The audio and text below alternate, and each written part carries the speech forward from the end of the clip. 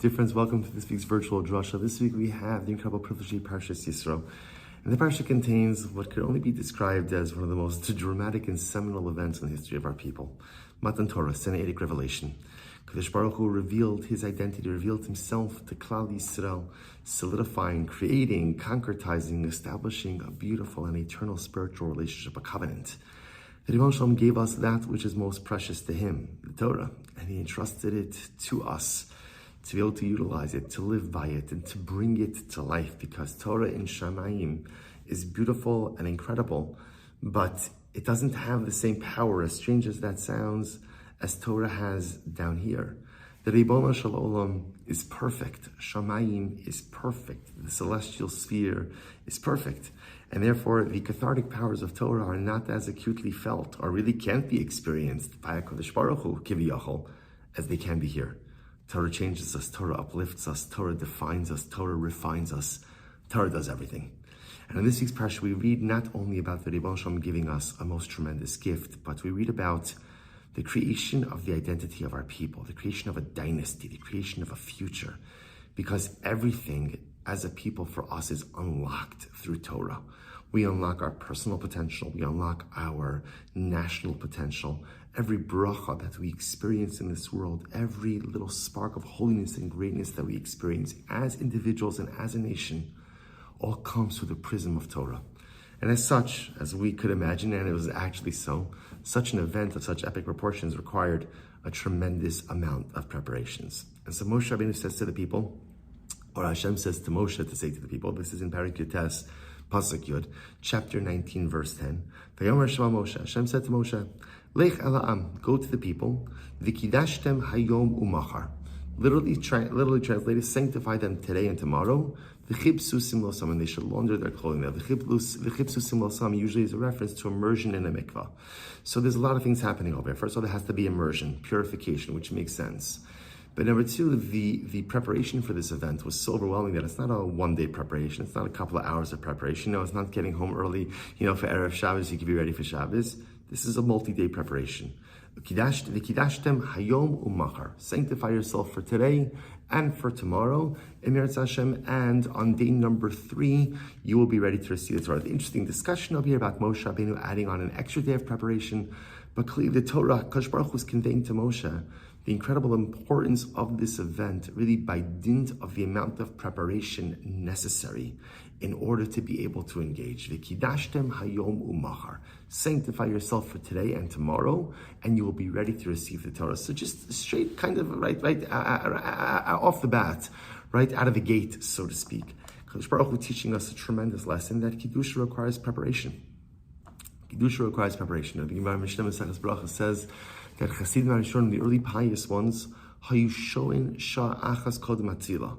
Well, literally, shah literally means to wait, but really on a deeper level, what it means is like to meditate, to contemplate, to introspect for an hour. Although shah doesn't have to be an hour, but some amount of time before davening. The early pious ones understood that to have a meaningful tefillah experience requires preparation.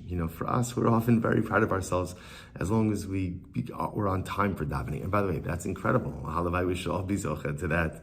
Or I'm only a few minutes late.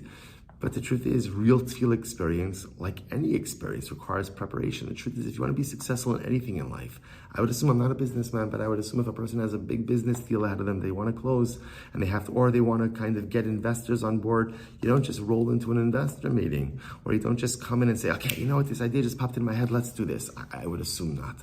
I would assume that there's preparation, there's analysis, there's research, there's understanding, there's probably a pitch, there's a variety of different things that go into that presentation. Why? Because if you want big results, you need big preparation. You want big tefillah, you need big preparation. You want big kedusha in life, you need big preparation. And that's why even like by Shabbos, there's such an emphasis on hachona l'Shabbos, on preparation for Shabbos Kodesh. Because there's a recognition, like the Gemara says, Mish shetarach be'erev Shabbos, yochel b'Shabbos. If you work, literally again, if you toil on Erev Shabbos, you'll eat on Shabbos. Of course, on a basic level, yes, if you cook on Erev Shabbos, you'll get to eat on Shabbos. But on a deeper level, if you prepare for Shabbos on Friday, if you prepare for Shabbos on Erev Shabbos, you'll reap the benefits of Shabbos Kodesh. Because the more you prepare for a spiritual event, the more beautiful, holy results you will see. Basic lesson that Kadosh Baruch Hu is teaching us. V'kidashtem hayom u'machar. You want Torah, you want communion with God, you want relationship, you want spiritual intimacy, you want closeness, you want inspiration. Not an hour of preparation, not the day of preparation. V'kidashtem, sanctify yourselves, hayom u'machar. But the great Rebbe, the great Tzaddik, the Beis Avram, the Slama Rebbe says something so incredibly beautiful. He said, listen to his words. He says, Kan Rums the Torah tachsisem mitachsisem l'cham yitzahara. Actually, Kadosh Baruch Hu is giving us a little bit of a window into one of the greatest strategies that the Yitzhahara uses to derail us from dynamic accomplishment. Listen to this. Sheitzahara mafatal yadam. Here's what the Yitzhahara often whispers into my ear. Rak od hayom shma bekoli, v'achali machar takdish lis kadesh. So the Rebbe says something amazing. The Rebbe says that the Yitzhahara often says to a person, you know what, I have a good idea. Today, let's do things my way. Tomorrow, you'll make those changes you want to make. Right? Don't worry, come on. Yeah, I got it. You want to be holy. You want to be great. Fantastic. Just kick the spiritual can down the road for one more day. Just a little bit more time, me and you. Come on, we're old friends. We've been hanging out together. The Yitzhahara and me have been hanging out together since we were young. So Yitzhahara says, I got it. You have desires for greatness. You have aspirations for greatness. And again, I'm all for it. Yitzhahara is very supportive. Just not today. Just not today. Just for today, let it be us. Let's have one last Torah. One last outing, the Yitzhahara and me. And tomorrow, we'll get to it. Rak od hayom shma b'kol Yitzhahara. So just today, just stay with me. V'achel mimachar taschel is kadesh. And tomorrow, you'll become holy. See, the Yitzhahara is very smart. And the Yitzhahara understands. He doesn't need really to get me to sin. He just needs to get me to delay change. Because if I'm willing to satisfy myself with the mindset of, I'll get to it tomorrow, Chavra, we all know, the things things you put to tomorrow, you almost never get to tomorrow, at least not in a life sense. Because tomorrow becomes 2 days, and 2 days becomes 2 years, and 2 years becomes 2 decades, and before you turn around, life is almost over, and I have not done the things I need to do. I have not created the changes I need to change. And therefore, says the Beis Avram, the Yitzhahara's biggest tool is delaying, is deferring, is procrastination. Sure, you have this beautiful plan, this beautiful personalistic plan for self-actualization. Just wait till tomorrow. Come on, it's already late. It's already late afternoon. Come on, let's just leave it. We'll get to it tomorrow. And therefore, Kadosh Baruch Hu says to Moshe, Tell Klal Yisrael, V'ala Adam la'ashivo, a person has to say back to the Yitzhahara, Lo, ki napochu, hayom eneni shomea bekolecha. And therefore, a person has to say, not true. No, I'm sorry, Yitzhahara. The changes that need to be made in my life need to be made today.